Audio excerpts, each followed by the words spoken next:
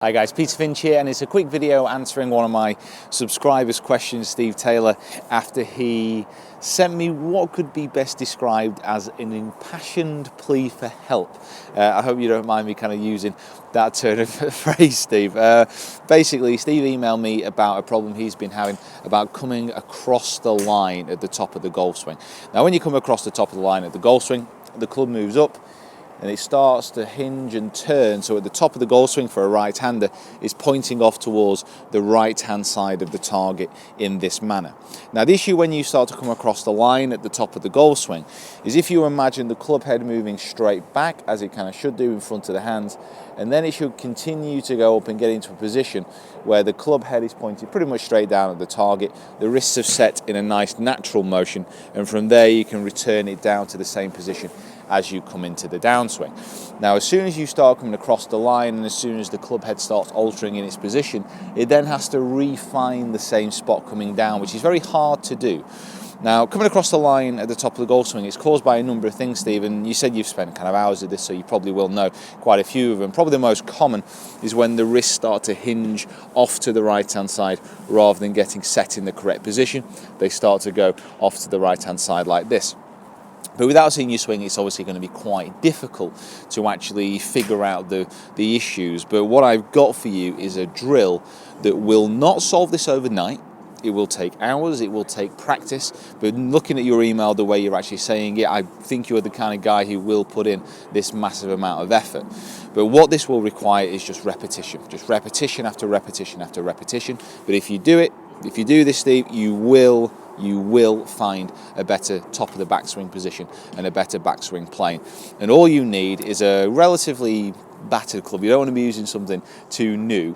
What you need to find is a wall, probably outside your house. Now, if you imagine kind of the wall kind of running off this side and this being the corner of an actual house or a shed or whatever you want to use, it's getting set up, making sure your left shoulder is level with the actual edge of the wall, taking the club away, getting in front of the hands on the way back, and then trying to get the club out to the right-hand side. Trying to get the left arm quite flat across the chest and trying to get the club pointing off to that side there. Now, if you do it successfully, you won't go near the wall. If you use your old swing, your current swing, it will be your old swing soon. If you use your current swing and you take it back and you come across the line, you're going to be impacting the wall either straight behind you or actually here as well. So it will give you feedback, because one of the big issues when you start working on something at the top of the backswing, without constant video or without constant feedback, it's impossible to tell where you are, because it's literally on the other side of your head than where your eyes are. So it's a very difficult position to work on. But you can use this to really groove a position without massive amounts of technical equipment. All you need is a club and a wall, that is it. And then the will and the actual time and the actual gumption to actually practice it as much as possible. So getting set up in a good posture, left shoulder against the side of the wall, taking the club away, trying to get it pretty much in front of the hands, and then turning it flat around the body, trying to avoid the wall at the top of the swing. And if you manage to get it into a good position, the club going to be pointing straight down at your target, and it's going to enable you to get it down on a good downswing plane. So it's as simple as that, Steve. Practice it, work on it, and groove it. Like I said, it's probably a fact that the wrists are cupping, but I don't know if that's in the swing. So try and get that left wrist nice and flat at the top of the swing as well, if you did want something else to think about. Now, one thing I just want to kind of say to you guys, it's almost a bit of a thank you to one of my lessons, actually. Mark Rollinson, who's a subscriber on YouTube as well.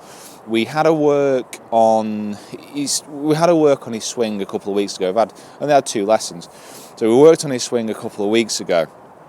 And between then and our lesson yesterday, he managed to hit about 1,500 balls in between that time frame.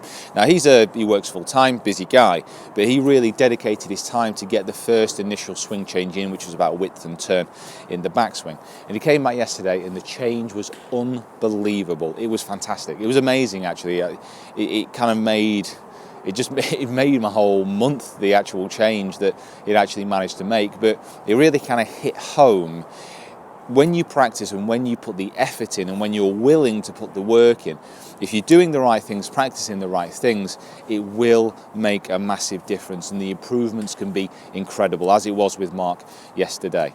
So just a bit of a kind of off on a tangent there, but I just wanted to let you guys know, if you do find your technical fault, if you find the correct drill, and if you find an instructor that you trust, which I know kind of Mark does with me, it can make an incredible difference. And it just kind of really hit home that if, like I said, if you are willing to put the work in, the results can really, really pay off to a fantastic effect. So guys, sorry for kind of going off on a bit of tangent there.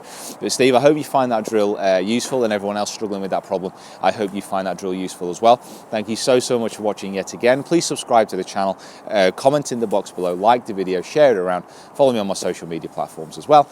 And I'll see you down here soon. And if you do want a question answering, please comment in the box below. I try and get back to as many as possible, but it's not always possible, but hopefully I'll get around to your question if you do have one. Guys, I'll see you soon.